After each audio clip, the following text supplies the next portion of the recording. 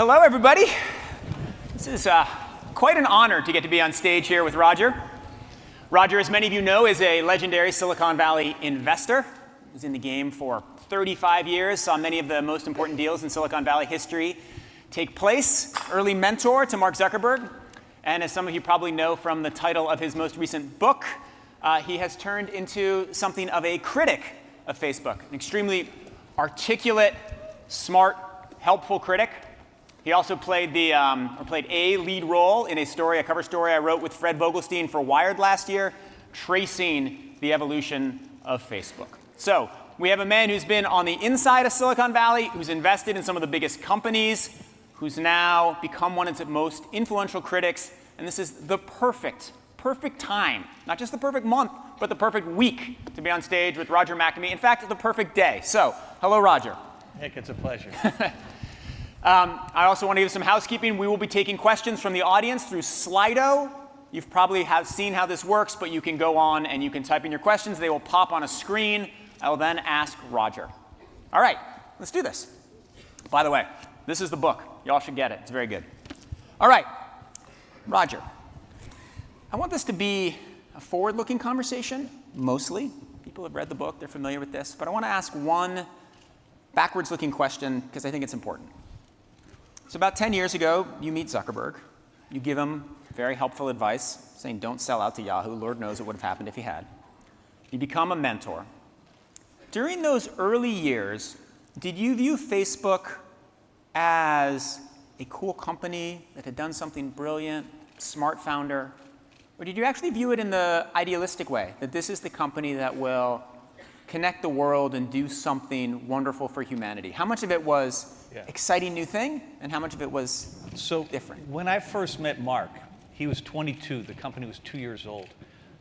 It was still limited to college and high school students with an email account from their school. There was no news feed yet. And the day we met, I'd been in the investment business for 24 years. I'd been blessed to get there before the PC industry. So as Nick said, I'd seen a lot of things. And I was asked to take a meeting without knowing the topic. And yet, when Mark came to see me, I already was convinced that Facebook was the next big thing, that he had broken the code, the thing that had killed every attempt at social apps before that, whether it was AOL or The Well, whether it was Friendster, or MySpace. Essentially, the ability to be anonymous allowed trolls to take over. And I was convinced that Mark's requirement of authenticated identity was literally the holy grail. It was the thing that was going to unlock this opportunity. And the fact that he gave you real control of privacy was a big deal. But unlock a financial opportunity or unlock a moral opportunity? Well, from my perspective, there was no investment opportunity. So when I first met him, I was going into a meeting to give advice to a young man. And so I viewed this as what we had learned was connecting people on big networks always devolved into sort of trolldom. And I was convinced he had the way to fix that. So there was a distinct idealism to it. And because there was no investment opportunity, I was there because I wanted to meet the young guy who'd figured this thing out. So he'd figured out how to make a big network work. And you, as someone who'd been in Silicon Valley, as everybody tried to crack the idea of a big network that would actually make the world a better place, you supported this as a cause in some ways. Well, don't give me too much credit. I looked at this as, technology for 50 years before that point had produced nothing but positive outcomes for society. So I didn't even have it in my head that a thing like Facebook could go bad. So the idealism that was there was something that everyone in my generation would have had dating back to the 50s. And when I looked at Mark, I was looking at a guy, they were 20 years old when they figured out that you could apply graph theory to a network design. That was like such a genius insight. And again, I was just meeting with a young guy. The question was, could I help him out? I didn't have to have like a massive moral view, but whatever one I had was this pure idealism I had about tech. I was a technology optimist, like everybody else. Okay, well, let's dig into that, right? I'm the editor of a magazine which used to have the motto, change is good. And now we run a few critical stories from time to time. How do you... No, not you. How do you look back at that period of optimism? Do you say it was the right attitude for the time, and the times are different? Do you say, damn, what was I thinking? No, I look at it as I give myself a break on 2006 because in 2006, again, we were in the early days of Web 2.0, of this notion that we were going to replace the web of pages with a web of people. And I had not tipped to Google's strategy of taking what they called the digital exhaust of search queries and of email and of maps and applying it to behavioral prediction. I consider that a major failure of analysis on my part, but I did not know about that then. So maybe I was stupid, but I don't look at this as, somehow in any, I look at this like there were things I might have known then that I did not know that I wish I'd known now. But you give yourself a break not just on 2006, but on like 1982 to 2006. Well, I look at 82 to 2006 as a period where anything that wasn't helpful to humanity died very quickly. And so, you didn't need to have a deep moral thing because everybody had a moral sense. The notion that technology could improve people's lives was so deeply baked into everybody. And the change that took place in 2004 was really 2003, was that the PayPal mafia had these two genius insights. The first was the Web 2.0 one about going to to an internet of people. I mean, that was so brilliant, it's hard to overstate. And then secondly, the idea that all of the limits of technology, processing power, storage, memory, bandwidth, were disappearing, and that you could build things at a global scale, and therefore the notion of blitz scaling became a core thing. These guys had that insight in front of literally everyone. And I think all of that would have worked out perfectly if their value system had been more humanitarian and more humanistic than it was. I think that the value system they brought to it, which of course they're entitled to, but it had this notion that none of us is responsible for the consequences, of the disruptions that we create. And that was incredibly convenient if you're doing a startup. But at large volumes, it created risk. I don't want to spend too much time in the past, but let me ask about that. So you just described it as though the founders of these companies brought a value system into Silicon Valley, not that Silicon Valley ineluctably created this value system. No, they all the brought money it in. that was flowing in. I believe. So different people, different companies going into the same ecosystem, different results? Would have had different results, yes. But I don't think you'd have had the same ecosystem. You needed the genius of the PayPal mafia. Right. No, I mean, these guys were simply operating at a different level. And without them, I don't think we see what we wound up getting. I mean, the Google guys were outside that, but they were already on this notion of, it was okay to essentially track people everywhere and to send cars in and photograph your house with you in front of it like that was okay, and to take pictures of your house from the top, and to gather all this data, whether it was your credit card information or your health data if they could get it, or everywhere you went on the web, they all felt like they could take that and that was okay. I don't think in prior generations of Silicon Valley people would have thought that way. Right. So it's a combination of the infinite power being created by the computers plus a value system that you don't think is the right one, which then leads to what you see and you observe very well. At small scale, I think it was fine, right? Yeah. It was when it got to global scale, then the problems became obvious. And the other real sign of the genius of these people was how big the businesses got before the problems really showed up. Yeah. I mean, the notion that you got to several billion active users before it was apparent that there was something wrong with the model. I mean, seriously, these people are brilliant, and I have enormous admiration for what they created. I just wish we could have created it without some of the business model characteristics that are causing the harm. All right, great. Well, let's jump ahead now from 2008, 2009 to all the way up to 2019. So what happens in the intervening period? You are one of the first people to observe Russian activity on the platform. You see it in the Bernie Sanders campaign. You bring it to Zuckerberg and Sandberg. You kind of get brushed off. You have some conversations with Dan Rose. You turn more and more into a critic. And you become a critic at a time where the world becomes critical, and you become one of the leading spokesmen. And so all of this is going on. And so in the last year, Facebook makes a lot of changes, right? They put hundreds of people building AI systems to knock out toxic content. They make it much easier for you to adjust your privacy settings. They just do a really interesting thing where they change the KPIs of their employees so they're rewarded not on company growth, but on company's success at meeting its values. Do you think the stuff that Facebook has rolled out in the last year is good? I don't think it's been effective. And I'll give you an example. Facebook created a database of political advertisements. And in principle, that's a really good idea. But what you'd really like to have is lots of independent people to verify what's going on inside that database. And one of the most visible active players there was ProPublica. And Facebook wound up banning ProPublica from the database.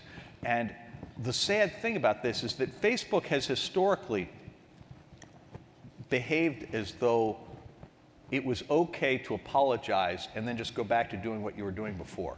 And for the longest time, nobody was watching closely enough or could see well enough to see that that's what was going on.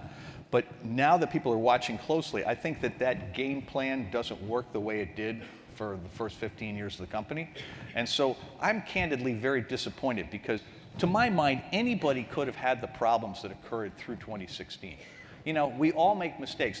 The scale they operate at makes the damage of their mistakes greater, but the notion, I mean, who among us was expecting the Russians to try to interfere in our elections? I mean, our intelligence agencies didn't see it until it was too late, and you know, I don't know why we were expecting them to see it. So I give them a pass to a large extent on 2016. Where I have the problem is that once the evidence was out, the continued obfuscation, the sort of the deny, deflect, dissemble, that whole thing doesn't work for me. And I think it's going to harm them because this was a problem that when I went to them, I'm saying, look, you're in a trust business.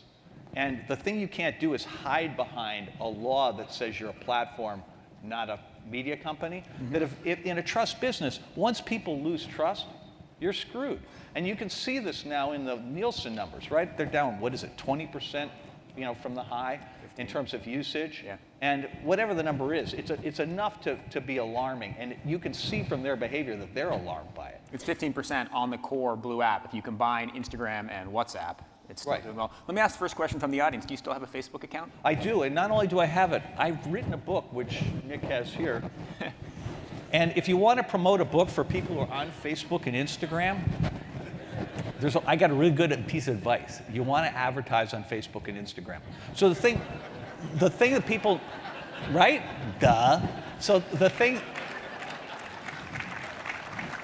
get this, I still own my position in Facebook because I didn't want anybody to think that I was trashing a stock that I had sold. And so I held my position on the theory that if the stock went down, look, I've profited from it.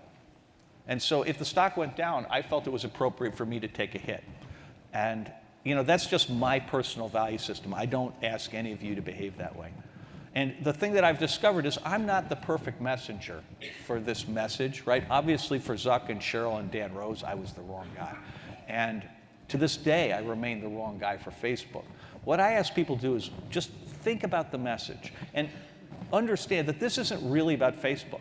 It started for me there because that was the company I knew best, and it's where I saw the symptoms first in January of 2016.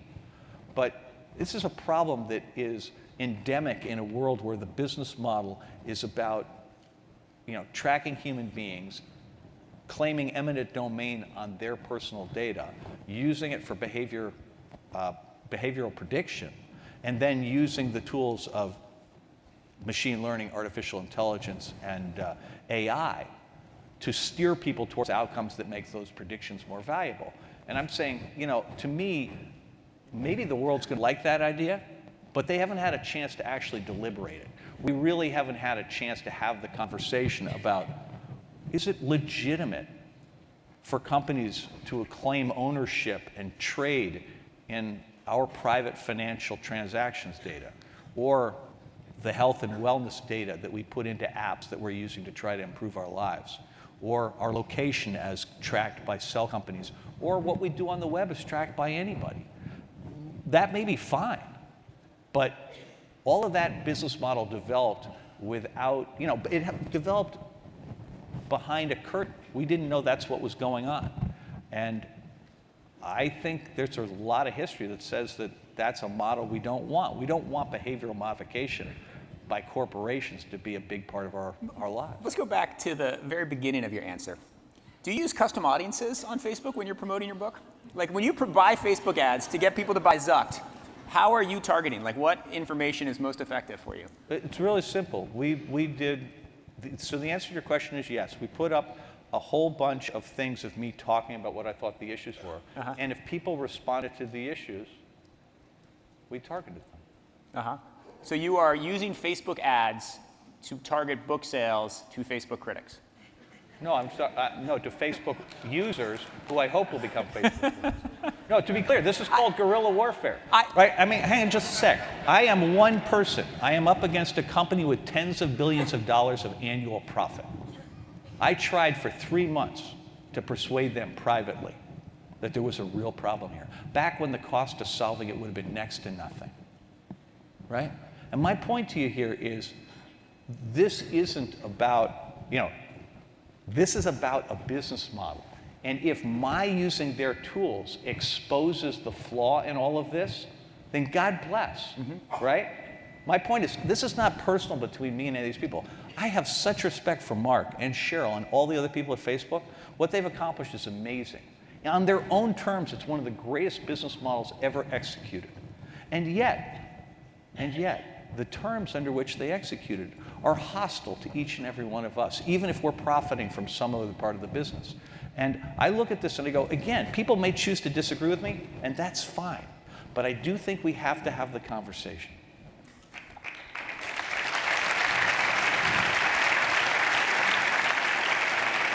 And I'm not calling you a hypocrite for buying Facebook ads, because I buy them too. How do you think we target Wired subscribers? In fact, I got briefly banned because I bought an ad for Nicholas Thompson's Facebook page, and I put a Wired story that had a picture of Robert Mueller that they classified as political. Anyway. Well, and to be clear, we've had moments where they, shall we say, took exception. I tried to promote the Time magazine cover story, and it took a few days for them to get past the notion of me promoting a cover story about the book. And all it said was, "Thank you, Time magazine." And it got shut down a few times. The account got shut down after I'd spent a pile of money building the custom audience. And then somebody thought about it and realized, you know what, we really need to let this go forward. And I have enormous respect for the people who made that decision. All right, I think these are really good people. I just think nobody's ever told them where the edges ought to be. Well, let's talk about where they think the edges are now, because I think one of the most interesting things that Facebook has done in the last 2 years, certainly in its time of troubles, is Mark Zuckerberg's statement that he put out earlier this week. Yeah. He said, look, we're going to focus on privacy. We've seen that the future is end-to-end encrypted messaging. We're not sure what our business model will be around that, but we are going to move into a new world and to design a new platform that takes privacy much more seriously. Also, we're not going to put servers in authoritarian countries. What did you think about his statement? So I started with, we're not going to put servers in authoritarian countries piece. And if they follow through on that, I'm going to be first in line to praise them. That is such a cool thing to do, okay? Because it means they're giving up China. It means they're going to exit Vietnam, a country that they have massive market share in. They'll exit a bunch of other countries, probably the Philippines too, where they do all their moderation. The way the world is going, probably a lot of the world. And so I look at this, and if he follows through on that, I'm going to sit there and go, man, that is such a righteous thing to do. God bless. Will you rename the second edition of this? Yeah, I'll go Zucked rules. So when I get to the part about privacy, I'm a big believer in end-to-end encryption. But I think we all need to understand that encrypting your messages and encrypting your posts addresses about 1% of the problem I'm describing. Yeah. And it has a convenient byproduct, which makes me think two things. First, there must be something bad coming. Maybe it's the FTC with a fine relative to the consent decree. Maybe it's something else. But they're doing something that they would do anyway. I think they look at WeChat and go, that's a better model for a bunch of different reasons. Maybe we try to go to that. But what I'm suggesting here is that the second element is the one to look at, which is that, hey, if you end-to-end encrypt, your moderation problem goes away completely. So from Facebook's point of view, what they're trying to do is to get credit for something like it's noble that doesn't actually address the problem, that does solve their biggest business problem, which is that they've done a lousy job protecting the people who use their products. But they're not getting rid of newsfeed. I mean, there will still be. So that's what we're getting to the end point here, which is at the end of the day, the thing that really worries me, and this so-called manifesto doesn't touch it, is that the value and the problems really are associated with metadata and data collected outside of Facebook, neither of which are covered by this manifesto. And so when I look at this, it's, Zuck made very clear, I think in an interview a week or two ago, that they're not getting out of the tracking business. Mm-hmm. And my problem with Facebook is not whether it's end-to-end encrypted or not. It's not what they do with my personal information. It's what are they doing with the tracking? What are they doing to invade my private spaces? What are they looking at? I'm glad they're not going to look at texts anymore. That's a good thing. But I don't want them buying my credit card history. I do not want them doing business with health and wellness apps to get all of that data. I do not want them buying my location data for my cellular carrier. I do not want them tracking me all around the web. I mean, I'm not into that. And I'm sitting there going, look, we're better than this. They would have a great business without doing any of that stuff. And I'd like to help them get there. So your view of Zuckerberg's privacy manifesto is that it's a little bit of a head fake, and that it's dealing with privacy in a narrow sense, and your concerns are much privacy in a much bigger sense? Well, I would say that would be one way to put it. The other thing I would say is that it's a very effective public relations move that is, once again, deflecting us away from the core problem. And the core problem is the core problem, tracking. Yeah, and which is not a Facebook problem. It is an industry problem. I mean, Google invented it in 2002. They patented it in 2003. And then, now you've also got Amazon in this business, Microsoft is in this business. And so there's a lot of people, there's at least 4 people who are playing this business at scale. Oh, there's definitely more than 4. That's a wonderful segue. So let's go into the other news of the week. The reason I said it was such a perfect week to have Roger, because we have a big statement from Mark Zuckerberg, and we have a big statement from Elizabeth Warren, saying it's time to break up the big tech companies. So let's take another question from the audience. Can you comment on Senator Warren's suggestion that she will work to dismantle organizations like Google and Facebook and Amazon? Yeah. How reasonable is this, and how valid? So I think Warren's proposal is brilliant. And is Elizabeth Warren in the audience in the back there? we can only hope. So okay, describe the specifics of the proposal to the audience, just in case not everyone's read Medium. So here's the key point, is that Warren makes a couple observations. One is that there is a behavior that's now rampant in the tech industry of people who operate a marketplace and then also are a participant in it. The most obvious one of that is Amazon's marketplace with Amazon Basics. But the same thing applies to Google with respect to their various advertising. DoubleClick is an ad market, and then they operate inside that marketplace. And they do so to the detriment of competitors. And this is an issue that really plagues those guys. And Facebook, with its advertising products, does the same thing. And Facebook has also done a version of that relative to news, right? And so her basic point is that there is a fundamental element of fairness in the American economy that basically says you get to do either a marketplace or be a participant, but not both. And I think there are other aspects of this thing we can go into. What I would like to point out is that the history of antitrust in tech is that it is amazingly pro-growth. It began in 1956. AT&T had a consent decree with the Justice Department, which had agreed to limit itself to the telecom market. It had 2 effects. The first was it created the computer industry as we knew it. IBM got to have a separate industry. And on top of that, they licensed all of their patents, including the transistor. So it literally created Silicon Valley. Meanwhile, AT&T went to new highs. In the mid-'60s, there was an antitrust case against IBM that created the personal computer industry. IBM went to new highs. There was a second AT&T case in the mid-'80s that brought cellular forward 10 years, and it brought broadband data communications forward at least that much. And the components of AT&T went to new highs. Then there was the Microsoft case, which created the internet, and as we've seen lately, Microsoft goes to new highs. So the history of this thing is, if you want to create a new tech industry, the best thing to do is to put a fence around the monopolists who've dominated the old category. And the basic approach that Warren is bringing is actually borrowed from a Republican, Teddy Roosevelt. She's applying the same basic test that Roosevelt applied to Standard Oil and the other monopolies of the Gilded Age, of the robber baron age. And it is, what's beautiful about it is that it's very well thought out. And the notion is exactly the same kinds of stuff she's been proposing for years around banks. And she is an absolute expert on that. And the one thing I would observe is I found it very gratifying that Amy Klobuchar, who of the people currently running for president, is the other person who's really focused in this category, followed almost immediately, indicating a similar point of view. Slightly softer, but a similar point of view. But similar point of view. My point is everybody's entitled to So are you, pick where I mean, they the two big parts of Elizabeth Warren's, I mean, there are many parts to it, but the two parts that stuck out the most are, one, the marketplace idea, which I agree with. The second is to unwind mergers that have been approved. So in Facebook's case, that would be WhatsApp and Instagram. In Google's place, that would be YouTube. Do you actually agree with that? It would also be and Waze, yeah.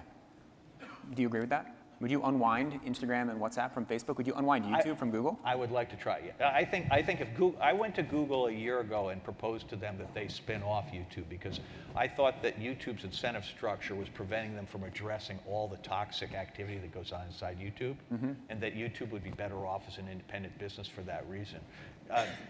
As with Facebook a year earlier, they were not too interested in my point of view, but shock.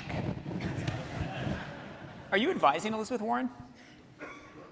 Advising is too strong a word. I've met with Senator Warren. I've met with her staff. I've met with. What other Democratic candidates have you met with to give advice to on antitrust? Well, so I've met with Klobuchar's staff. I've met with Cory Booker. I've met with a number of people.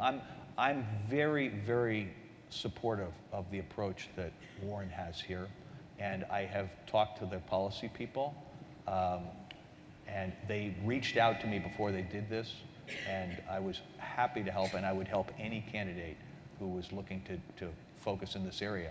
All right, well, all the Democratic candidates are here at South by. Any of them wants to talk about antitrust? Roger's available I would say backstage. it goes beyond antitrust, though. I mean, that's what I want to ask next. I want to talk about the agenda. All the other things related to these platforms. But before we leave antitrust, there's another element of Warren's proposal that I think you have particular insight into. So the answer to your question is yes. I have advised Warren's team about this stuff. There's an element of what Warren wrote in that Medium post. One thing she said is that venture capital is less likely to fund startups because they know that the big companies can crush the startups. That's been my experience. You could also look at it the other way, that venture capital is very happy to fund startups because you know that the big monopoly companies will overpay for acqui-hires or for technology they think they can bring in. But acqui-hires are always a failure from the venture guy's point of view. What's really been going on, in Google, again, this is how smart these guys are. Google Ventures goes out there and says, gosh, we're going to invest in blockchain, and we're going to invest in scooters, and we're going to invest in stuff your parents used to do for you. And they track billions of dollars into those categories, which are more capital intensive. They may be great categories, but they're more capital intensive than core web. And so they take billions of dollars out of their competitive space and put it elsewhere. Meanwhile, they go in and crush lots of anything that sticks its head up. You know what? If you simply look what Instagram/Facebook are doing to Snap right now, I mean that goes on every single day. And the venture guys and the entrepreneurs are looking at this going, I'm going to steer clear of this. So as a venture guy, after Facebook puts money into, after Facebook acquires Oculus, you would look at all VR companies differently, and you would say, I can tell you that's exactly what happened. I mean, Oculus, that intellectual property was coming out of USC. It was available more or less to anybody, and it just stopped once they put their money in. And you know, I can't tell you exactly what the rate of development should have been, but I can tell you at the time they bought it, they thought they were going to have a consumer product out before now. And so one other reason to support antitrust would be... And the incentives are less inside Facebook than they would be if you were, you know, living paycheck to paycheck the way a normal venture company would. And so my simple point here is not that any of these other categories are not interesting categories, but rather that they have successfully diverted an enormous amount of capital away from competition in their core space at a very time when we should be having distributed alternatives to every single thing they do. I mean, my core point here is, and I'm really optimistic, because this is a problem, the technology solution for which should create the biggest economic opportunity of our lifetime.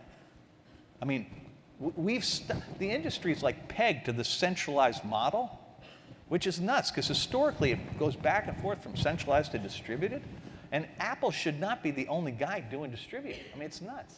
So I want to ask one more thing about antitrust. So my concern, I've always bought the argument that certainly we want more competition. Certainly there would be more competition if there weren't monopolies. Do I want the Donald Trump Justice Department trying to figure out a solution, and a sensible solution, to break up these large tech companies in a way that will make the American economy more efficient? No, I do not.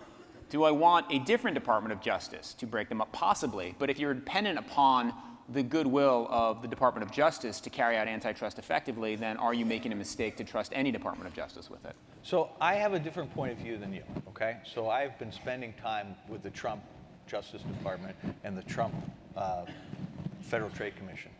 And I'm happy to take my chances with them. Really? I think they are not only well-meaning people, I think they're taking this very seriously. Here's the thing.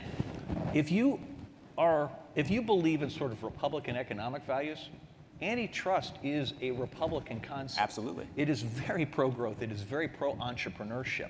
And if you're in the Trump administration, you know that these guys have overplayed their hand. They've gone too far. Something has to be done. And if you're going to do something, better antitrust than some heavyweight regulatory framework that kills everybody. I mean, the problem with global data protection regulation is twofold.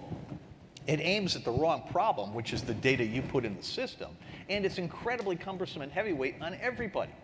And what I would rather do is to see approaches that allow entrepreneurship to happen, allow small things, allow competition, different business models, different product architectures, right?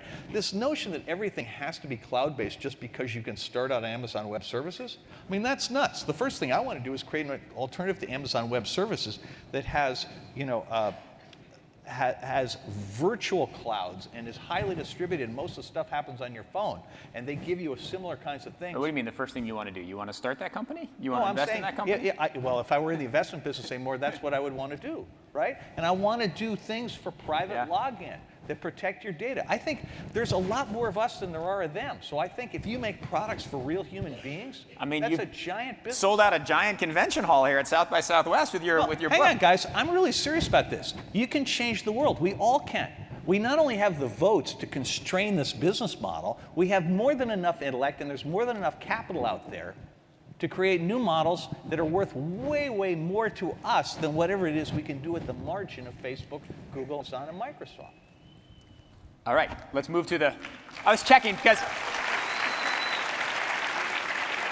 I paused there because if there was applause, then I figured he was right, and if there wasn't, I figure I'll just hate watching. All right, another question from the audience, which I think flows very nicely from what you just said. Platforms are much more regulated and under jurisdiction in the European Union. What do you make of the European approach to platforms in digital tech? Yeah, so here's the thing. Europe has an advantage, right? None of these guys are based there. Right? In fact, hardly any of the entrepreneurship is based there, so there's less self-impact. Chicken egg, right? I mean, but I'm saying there's less self-impact from putting heavy that is true. regulation. But you could also argue that the heavy regulation is why those guys aren't there. But let's not get into that. You keep going on your role. Well, all I'm saying here is, right? Imagine you're me, right? And you're sitting there trying to have a conversation about what kind of world do we want to live in. The Europeans have been in the game for a few years, and they've called attention to a whole bunch of the problems. For that, I'm eternally grateful. If I get a chance to do this, I want to do it a different way. So for example, the state of California has passed a privacy law modeled on global data protection regulation. Again, it's way too narrow. It's less heavyweight than GDPR, but there is a bill coming before the California legislature that I think is wildly more important. And that pierces the terms of service to give every person who uses these products a right to sue to recover damages. This is really important because it changes incentives. If you want companies to self-regulate, there's got to be an incentive on the other side. There's got to be a penalty. The problem with all this stuff is there have been no penalty. This is why you've kept your Facebook account, so you can join the class action suit. I had not thought about that, but that's why he gets paid the big bucks, right? That's why he's in charge of this panel, and I'm just the victim.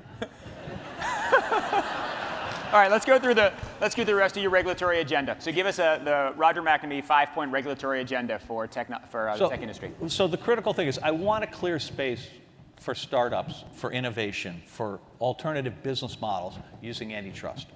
The most important thing I want to do is I want to have a national debate as part of the 2020 election cycle on whether or not it should be legal for companies, any corporation or anybody, to do commerce, either by selling, trading, or even acquiring our private data without our explicit permission for that transaction. So why is it legal for credit card processors and banks to sell our personal financial transaction records?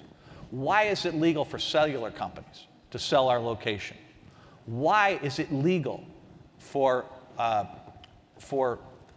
companies that make apps for health and wellness to sell or trade our health and wellness data? Why is it legal for anybody on the web to transact in our web history? Why is it legal for anybody to even collect data on kids under 18, much less sell it?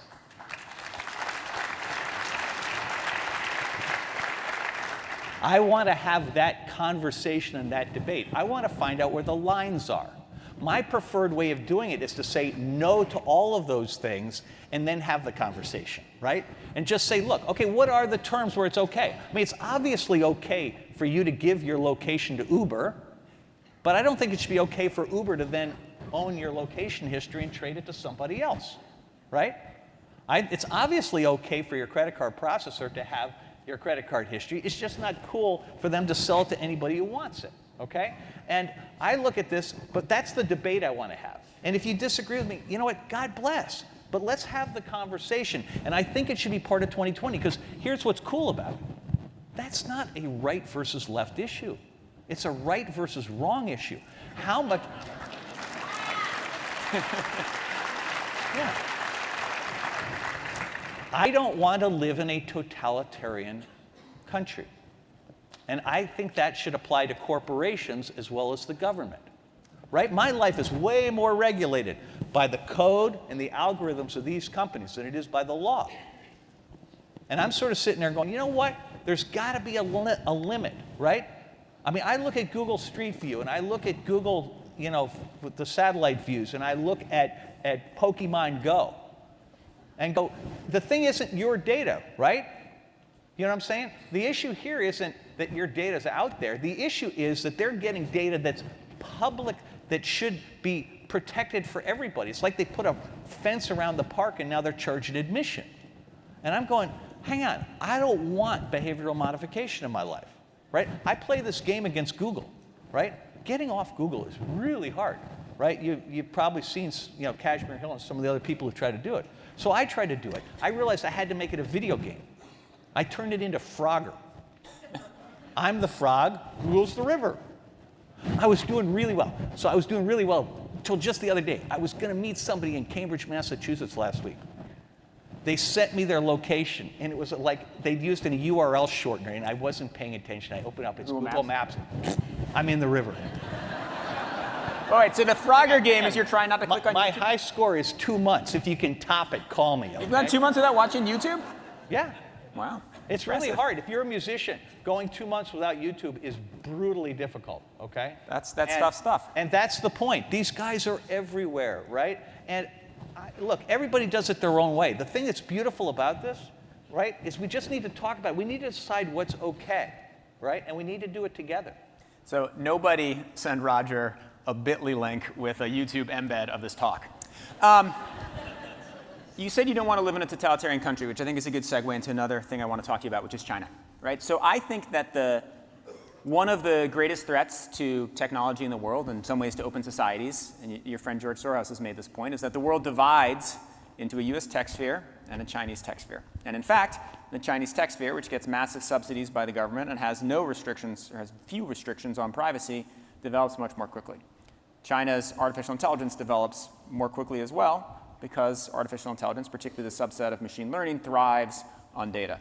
So you could look at the world as it is right now, cleaving into a US tech sector and a Chinese tech sector, and say, Is it the right policy for the U.S. government to keep kicking the big tech companies in the shins while the Chinese government is helping them as much as possible? Is that what we want to do? So let's start with that, and let's get into this bigger question more broadly, because I think it's one of the most interesting debates that the world's not having enough of right now. So a couple thoughts about this. First of all, I would like to believe that AI is not just one thing. Definitely. Okay? I believe AI is many things, and that AI can be the technology penicillin of the 21st century if we direct it at things that actually improve. Either the penicillin or the Ebola. I'm with you. Okay, well, I'd like to go for penicillin. I agree, more likely. The Chinese have a culture in which social credit is an acceptable extension of a whole bunch of things going on in their society. I actually believe social credit will undermine a lot of the health of their economy in the long run, because it will change incentives in subtle but profound ways over time. So if you sit there and look at the reason, Google goes into the Defense Department and says, our AI is the most strategic technology of the 21st century. Do not regulate us, right? Protect us from any kind of breakup or regulation. Meanwhile, they go to the Chinese and say, here, how would you like Dragonfly, right? And it's got the same AI underneath it. My simple observation is, I don't believe that the United States has a prayer of winning the AI race in behavioral modification. We don't have the size of population, we don't have the control of the data that the Chinese have, and I would point out, culturally speaking, behavioral modification is about as un-American as anything I can imagine. And so I'm sitting there going, I would like our AI to have two fundamentally American characteristics. I want it to be about freedom, not about behavioral modification. And I want it to be about entrepreneurship. I think the way we do best in AI is to let 1,000 flowers bloom in 1,000 different spaces. And I would like one of the regulatory things that we do is to say that these technologies are at least as important, I would argue more important than energy exploration, which we currently give incentives to, and certain classes of farming, which we give incentives to. I think the government should be providing incentives for people to do technology that is good for people. Better business models of social, better business models of AI, things that actually make a difference. And again, I want to make this one of the core issues of 2020 because I think it's something that applies to everybody. So I couldn't agree more with that. So the government incentives to increase entrepreneurship in AI would be, A, by creating a more competitive marketplace, you help many other companies bloom. You protect them. You make sure that they can't be snuffed out the way, again, I'm underconscious, there's some names I can't say out loud, but I've had the personal experience of companies being snuffed out, and you have to find a way to prevent that from happening. So prevent companies from getting snuffed out. Do you open up government databases for AI researchers? Do you publicly fund universities? What else is your agenda for improving American AI focused on freedom? Well, I would go far enough to say, you can use the tax code, you can provide capital. I mean, there are all kinds of things that we can do today. This stuff's really important. I mean, we've subsidized space exploration, we've subsidized aircraft innovation. I don't see any reason why we can't do that around here. Why wouldn't you give a tax break? I mean, for example, you might sit there and get rid of the carried interest deduction for venture capital funds, except for the things that are done in this category. Part of what I like listening to you is that it's this combination of libertarianism, right? We really need to push on freedom, and Silicon Valley has long libertarian roots, and then also strong government action. These things are not incompatible. Well, of course. You study history, give me just a second. Do it. Study history. In capitalism, the role of government is to set the rules and then enforce them fairly across the whole economy. And when we started the current era in 1981, right, we got rid of a lot of regulation and a lot of things that had become part of the problem. But eventually, you hit the point where the deregulation just entrenched the largest incumbents and led to monopoly, not just in tech, but across the entire economy. And it's just gone too far. And my basic point is I want to get back to capitalism. Mm-hmm. All right. Let's ask another question from the audience because it ties in well here. So the question is, isn't the problem a lack of ethical moral core rather than a lack of external regulation? Which I think ties into the question of AI. Both as we build out AI, how do we make sure it has values that we all agree with? And how do we support that? So I think there hasn't been any societal pressure to have an ethical moral core. We've operated for the last 38 years with the notion that the only constituency that should matter to a corporation are its shareholders. We used to believe before 1981 that a shareholder owed a duty to a set of stakeholders that included customers, suppliers, employees, the communities where employees lived, right? That was the model that existed in the United States from the Second World War to 1981. And my simple point is that model encouraged much better behavior and much longer term thinking. And so in the current situation, again, I don't blame the people. I think the culture we live in has encouraged this kind of behavior. And I think the question is, are we going to reset our expectations? Are we going to reset, the values that we bring to these things? Is it always about the almighty buck, or is making the world a better place actually a value we would like to pursue?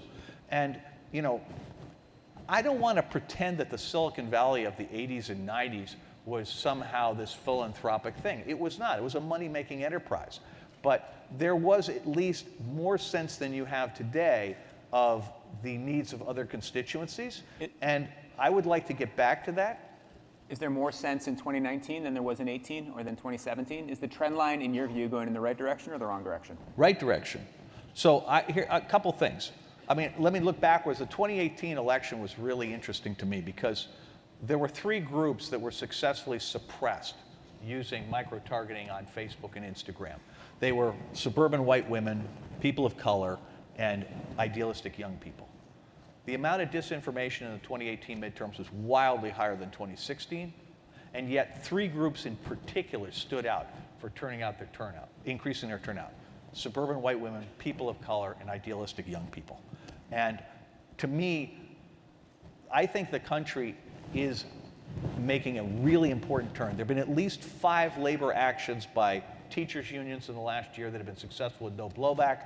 You had the air traffic controllers, which with a sick out that lasted a few hours, ended a government shutdown. You're seeing, is it VIA, which is going out, getting a lot of positive press for treating its drivers better than Uber and Lyft.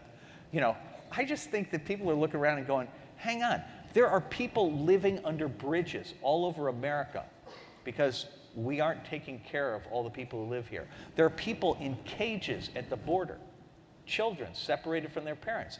I don't think that's the America we all want to live in. And my point is, all these things are coming from, not bad intent so much as a loss of perspective on all the different things that, that might matter in life. And you and I have a common thing. We've both had near-death experiences. And one of the things that happens after you've had that is you look at things and maybe you value them differently. And my point is, I don't want to impose my value system on anybody, but I want to give you a chance to think about what really matters to you, right? Is money the only thing that matters to you? Because look at how miserable some of these really rich people are. Look how many of these entrepreneurs are dying at 35 or 40 from drug overdoses. There's something wrong. So,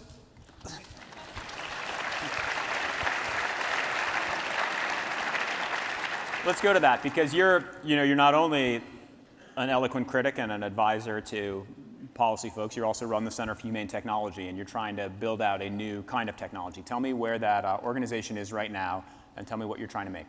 So I am an advisor to the Center for Humane Technology. Tristan Harris runs it. And the notion here is a very simple one, is we want to be a clearinghouse so that people who want to use technology to build a better world can meet, greet, share ideas, and get leverage. And the thing that I would say is that my real role is to take those messages to Washington, take those messages to state houses. Take them to Austin. Yeah, exactly. Bring it to Austin. And the key thing here is, you guys, my book is really about a journey. In the book, I am Jimmy Stewart in Rear Window, right? I see a crime scene. I have no, pardon my French, fucking idea what I've just seen, right? And I pull on the thread, and I look back and I go, Roger, you ignorant slut, how could you possibly have missed what was going on? But for whatever reason, I did, okay? And in the book, I take you on my intellectual journey. And the core point is not because it's the whole story, because it's only chapter 1 of this bigger story. Right. What I've learned since is amazing. The people I've met since are unbelievable. I'm not the answer to this. This isn't about me. It's just I have a biography that gives me a chance to talk about this stuff and expose everybody to all the brilliant people who are doing the real work. People like Tristan, people like Rene DiResta, right? People like Sandy Parakilis, people like, Elizabeth Warren, right? I mean, I look at this and I go, the conversation has started, Nick.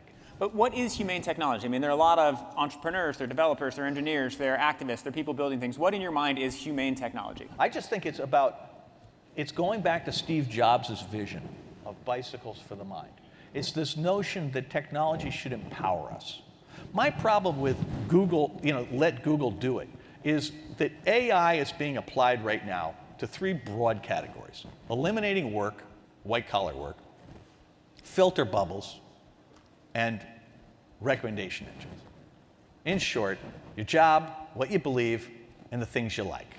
And I'm sitting there going, I'm sorry, but the thing that makes Nick different from me, whatever the list of top 10 things are, our work, the things we believe, and the things that we enjoy and purchase are right near the top. I don't want to delegate that to somebody's AI. And I'm really bothered by the fact that we're making all these AIs and inheriting the implicit bias of the real world. That you get recruiting apps that review resumes that are biased against women and people of color. That you get redlining built into mortgage applications. That you can't recognize people of color in a facial recognition. And the part that bothers me more than anything is that as humans, we trust technology to be neutral. So it's entirely possible that the people buying this stuff are buying it explicitly to protect themselves against the accusation of bias. That if you're a tech company, you like having white and Asian males between 25 and 35, having an AI sorting through your resumes is very convenient.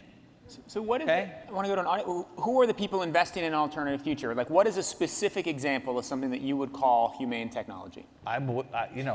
I'm waiting to see it, right? Because I'm not investing now. Now I'm mostly in this mode. So I'm sure there's a lot of stuff out there. I'm not seeing much of it because I don't have the bandwidth to do it right now. What I would observe, though, let's look at one really obvious example we all know, which is Apple. Yep. Right? So Apple is not perfect, right? There's a bunch of stuff they do badly. Their supply chain in China scares the crap out of me. A lot of stuff in China. Right? There's a lot of things I don't like about what they do. But what they are doing around protecting personal privacy is really important. What they did after San Bernardino, calling the FBI's bluff, going, come on, guys, you can open this phone. We're just not putting a back door into it, right? But that was really risky, right? Politically. Shutting down Google and Facebook for a day over the research apps, right? That is not a riskless transaction for them. And my simple point is, Apple's a big company. I was not expecting them to take any risk on stuff at all, and I'm happy they're doing so. And I look at this today, and if you have an Android, you really got to ask yourself, why? I get that the camera is better, okay? But take the SIM card out, right? If you want the camera, God bless. But seriously, why would you open yourself up and walk? You're basically taking your data and handing it out to everybody you meet. It's nuts. You're going to end up, that little clip is going to appear in an Apple keynote speech sometime in the next 3 months. Please, I hope the cameras were turned off then. All right, let's ask. This is a very big, important question from the audience. All things considered, do you think Facebook has been a net positive or net negative? 5 minutes left. Let's do it, Roger. I'm going to do it in 2 words, net negative. Okay, let's change it. Do you think that over the next 10 years, Facebook will be a net positive or a net negative? I think they can control that. I don't know. I would like to think they could be a net positive. They have to change their business model. But everybody, pause seriously. there. Do they have to change that? So I don't think they can keep their current business model and be a net positive. You don't think you can just change the math of newsfeed, the way privacy settings work, and all the other things with the same business model, have it be a less successful business model, but different core structure? Sorry, I call that changing the business model. Okay. So here's the thing. I am much more worried today about Google, Amazon, Microsoft, than I am about Facebook, because Facebook has been clumsy enough to have been caught, and they're on the defensive. And the other guys have been much more clever. And my point is, Facebook portal got shut down like on day 1. Whereas Amazon and the various Google products that are in the smart device complex, I mean, they're taking surveillance into places it doesn't belong. All right, wait. So we've Office, hammered bedroom. Facebook, we've hammered Google. Let's hammer Amazon and Microsoft for a little bit. What are the worst offenses of Microsoft? Well, Microsoft, you know, they have a relatively lame product in Bing, right? But they have an absolutely market-dominant product in LinkedIn that is, I'm sure everybody in this room but me is on LinkedIn. And they are simply siphoning off all of your behavioral prediction, what they would call digital exhaust, which is really digital solid gold. And they then have this giant AI operation, right? So that they can, if you will, influence the outcome relative to the behavioral predictions to make them more valuable. And you can see it in their numbers. Their numbers have just gone completely bananas. And this is why. What social harm It's is not because of, Wait, it's tell not me. because of word. Wait. This conversation is going in the direction I did not expect. Tell me the social harm done by LinkedIn. It's not LinkedIn per se. It's what they're doing with the, so it's this notion of surveillance and creating a market of behavioral prediction based on our most private things, okay? Right. So it's this notion that when you're on these platforms, nothing you do is private. Everything you do is being turned into a monetizable unit and sold to the highest bidder. And I'm sitting there going, look, maybe all you guys have better control of everything you do online than I do, but I'm sitting there going, look, I want to have a conversation about where the limits are. And again, it may be that there's no harm being done, but there's nothing to prevent harm from being done. And that's the part that scares me, right? There's no limits right now to what you can do with that data. Let me give you the example. Everybody here use CAPTCHA, right? You're in there, they want to find out if you're a robot, right? Right? And you have to look at those pictures, right? Identify the cars or the stop signs, right? Obviously, Google doesn't need that to figure out you're a human, right? They do that so that you're training the AI for their self-driving cars. They figure out you're a human based on your mouse movement. All of these guys are tracking your mouse movement. Now let's roll it forward. All of a sudden, the first day that you have a symptom of a neurological disease, let's say Parkinson's, or something more severe. Now, in the current regime, they have no obligation to inform you. They have no obligation to protect the privacy of that medical diagnosis. All of the incentives are to sell it to the highest bidder. And I would argue that the highest bidder in the United States of America is likely to be your insurance company. So they can either get rid of your insurance or raise your rates, and they can do all that before you even know you're sick. So is the solution to stop the mouse tracking so that they don't have the data, or is it to regulate the way they use the data so they tell you you have incipient I Parkinson's? think they should have to tell you, and I think they should have to keep it private. I think it should be HIPAA governed. So then it's collecting the No, data. I actually believe that this is a great application. Yeah, that's what I I'm was sitting going. there and saying I would be willing to pay some serious money to have that diagnosis. It's a medical diagnosis, and if it's accurate, it's worth money. But my point here is, right now, again, this is why we have to have a conversation. This isn't like maybe sometime in 10 years. They could probably do this now. And I just look at it and go, I would like to have some thought that I'm not competing against these behemoths every time I move my mouse. All right, last question from the audience since we're almost out of time. Do you think Mark should step down as CEO? No, I don't think so. I don't think this is about the people. And I believe that this is about the business model. And Larry and Sergey at Google, Mark and Cheryl at Facebook have the moral authority to change the business model. If you don't change the business model, it doesn't matter who's running it. And if you do change the business model, it's okay whoever's running it. And so I don't believe that's the right answer. I think that's kind of a knee-jerk response, and I wouldn't go that way. I have too much respect for Mark, too much respect for Cheryl, too much respect for Larry and Sergey. I think what I want to do is I believe they are one good night's sleep away from the epiphany. Okay? Hang on. This is actually serious. We're running out of time, but this is serious. They can do 100 times as much good by reforming their companies as they could possibly do with a foundation. And I want them to look at it that way. All right. That is the perfect note to end on. I hope that however they reform their business model, they still allow Roger to sell books through the ad product. Thank you for all the amazing questions. Thank you for coming. Thank you for being a great audience. And thank you so much, Roger. Thank you very much.